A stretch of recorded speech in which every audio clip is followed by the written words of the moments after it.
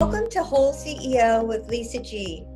I'm the best-selling author of The Boss Weight Loss. I'm bringing you the top tips to be unstoppable. This is a once-in-a-lifetime opportunity to actually pull up a chair with today's top experts in weight loss, mindset, and business. Learn our top tips to set you up for success, so that you can have more energy, be fit and resilient, and feel unstoppable. Hello, and welcome to Whole CEO with Lisa G. I'm so excited to welcome David Marlow today. He's a nationally recognized leader, personal and corporate transformation, led company-wide transformations at 3 Fortune 500 companies, serving as a senior leader, executive roles in his career, highly sought after speaker, global business conferences such as AT&T, Fusion IT, Global OPEX Business Transformation. Throughout his 30-year career, Dave has helped hundreds of people and businesses find fulfillment in their lives, their careers, and products through coaching, consulting, and mentoring called Ikigai. Dave has created a process and framework around Ikigai to help people and businesses uncover their purpose and bring that purpose into their lives and those around them. And he's also served in the United States Marine Corps and was recently awarded the Cornell University's Leading with Design Thinking certificate. So happy to have you here, David. I'm excited to be here. Thanks for inviting me. Well, let's jump right into the content. I want to talk about embracing small, starting somewhere, and incremental improvement. Yeah, the idea of embracing small. I mean, if you think about it, people always want big leaps and innovation and jumps, but nothing ever starts that way. It always starts small.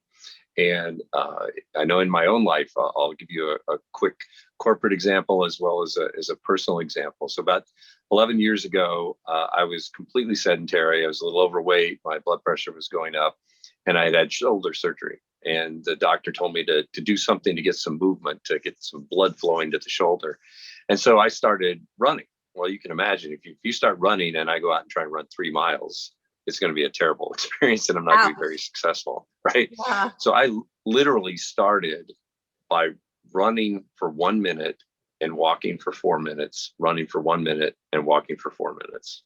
I love it. And I repeated that for several days, then added 1.5 minutes of running, 3.5 minutes, and so forth, right? And then added a third iteration. And within no time, I was running 5Ks and I've run marathons, and my blood pressure is normal. My resting heart rate's like 10 beats lower than it was before. And I'm in great physical health. And I could go out and run 12 miles right now if I wanted to. Awesome. Congratulations. But, go ahead. No, congratulations. Go ahead. I love that example of starting small. Keep going.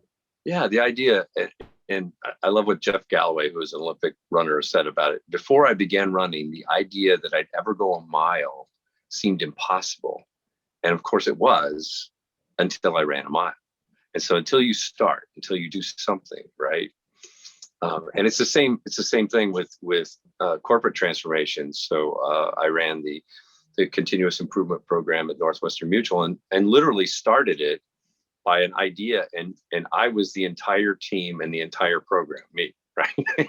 I love that. And we again, when you're starting anything, there's an element of fear, and you want to eliminate that fear. And so, as again an example, running. If you were to say to someone, you got to go from sedentary to running a marathon, oh my gosh, they tighten up and be overcome with fear.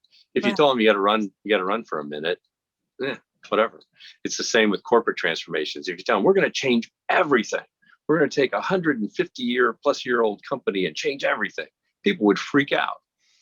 But if you say, and what I did was, we're going to try a couple of small things. We're going to try some little events and see what improvements we can do.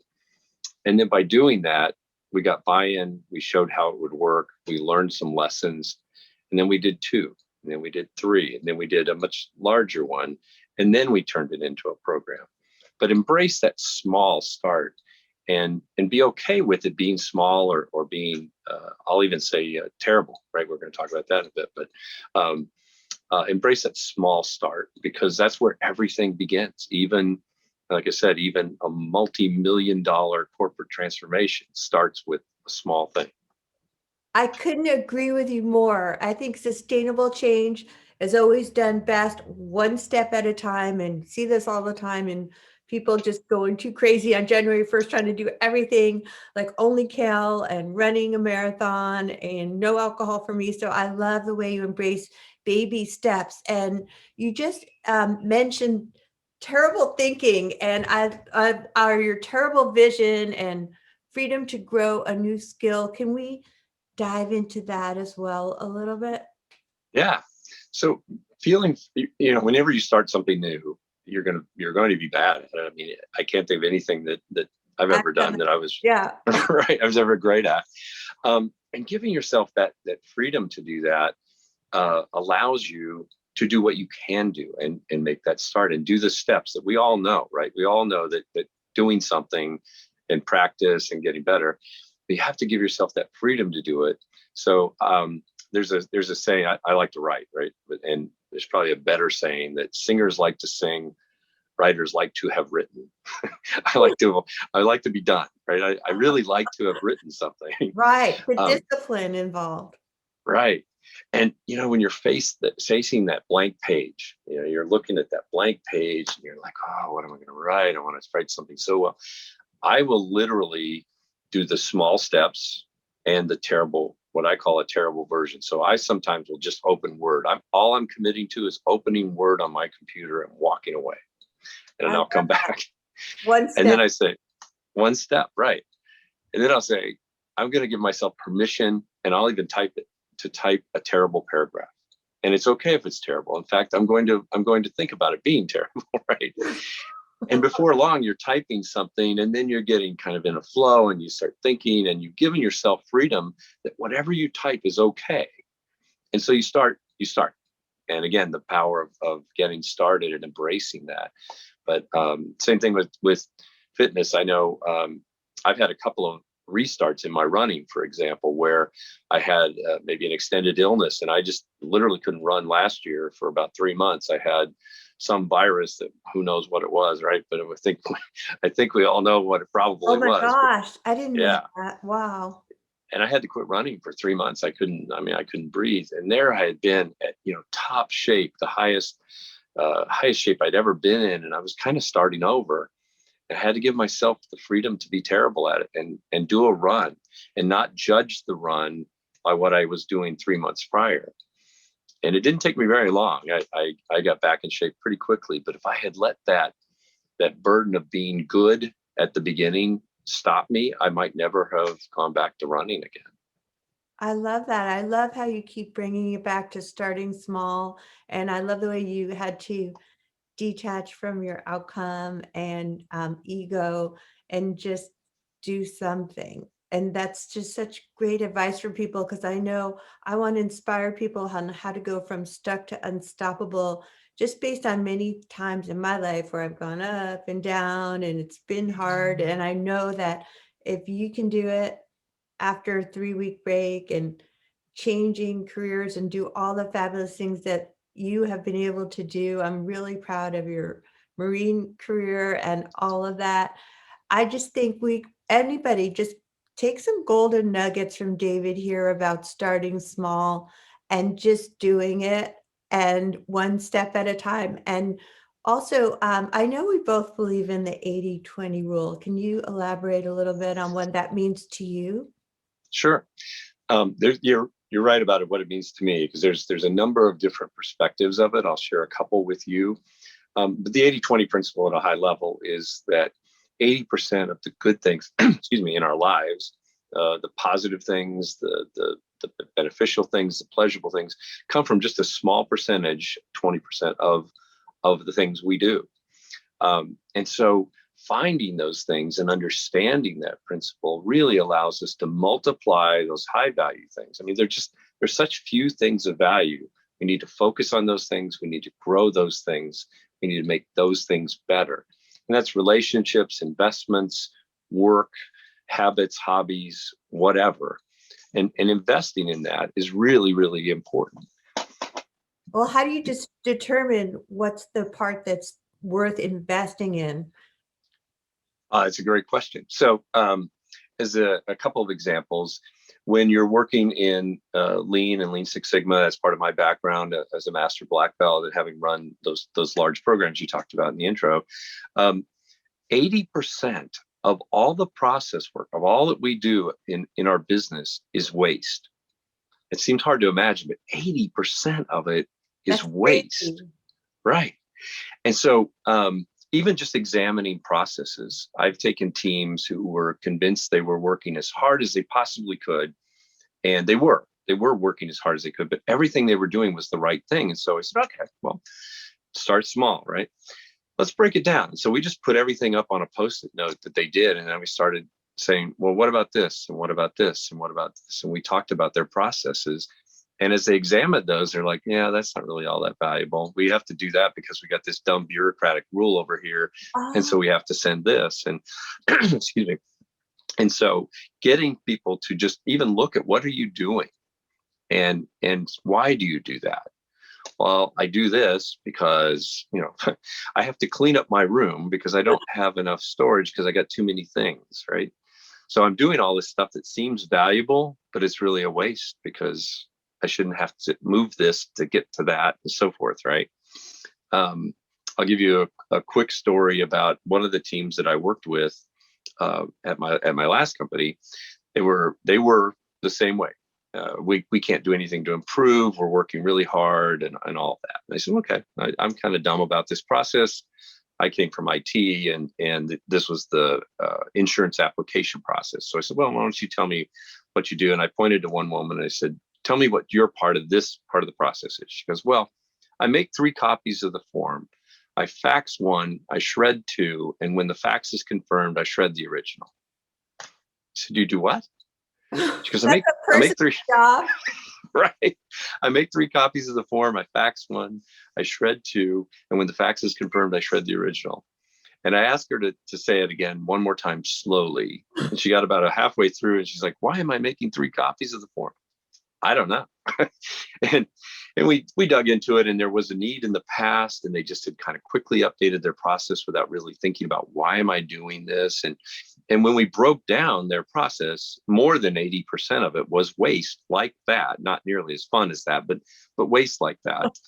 And so when you just examine what you're doing, there's huge value in that, and you can find those opportunities where, okay, we're going to stop doing that.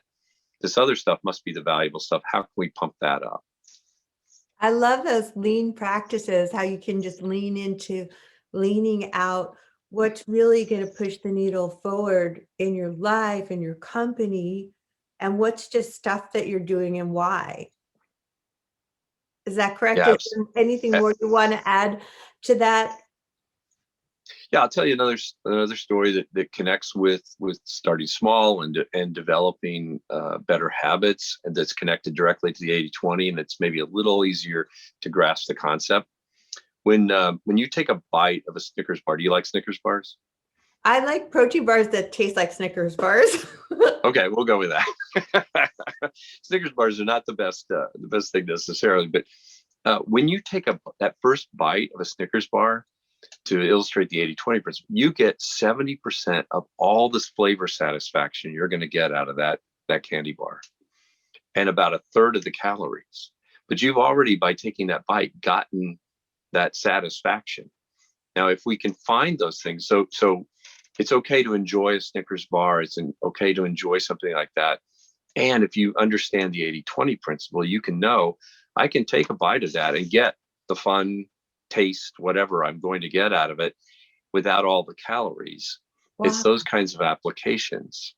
I love that example because that's really easy to understand. And it's just that the sugar and carbs are so addictive that it's like habit, that once we get that bite, we're like a scavenger, like just chomp, chomp, chomp. Like some of us are just better not having that in the house. But I want to ask you a final question here and find out more where people can find you? Because I really love how you can make your systems simple so that we can understand them. Because simple is never easy, but it's good to really understand what you do. And I just want to know, what is Ikigai? Oh, great. So Ikigai is literally a combination Japanese word that means life purpose. So your purpose, it's the reason you're here. It's the reason you were created and what you were meant to bring to the world. And so my conversations, even teaching Kaizen and the principles of lean, is about helping people live out that purpose to its fullest. Wow. That's so good. I really wanted to have our audience understand how special the work is that you do, David, in the world. And I really am so glad. Thank you for coming to the podcast. Where can people find you? Sure. The easiest place to get a hold of me is on LinkedIn. I'm there every day, and I'm responsive to messages. So feel free to send me a message there, or you can email me at dave@VLURU, which is the name of my company, VLURU.com. And I'd love to talk to you. Okay, last question. Say what you just said again. Oh, VLURU. Yeah, VLURU. So VLURU means versatile guru. It means to bring all of these different things together and apply whatever is best to solve your situation. Thank you. Okay, you're awesome. Thanks again for coming to Whole CEO with Lisa G, David.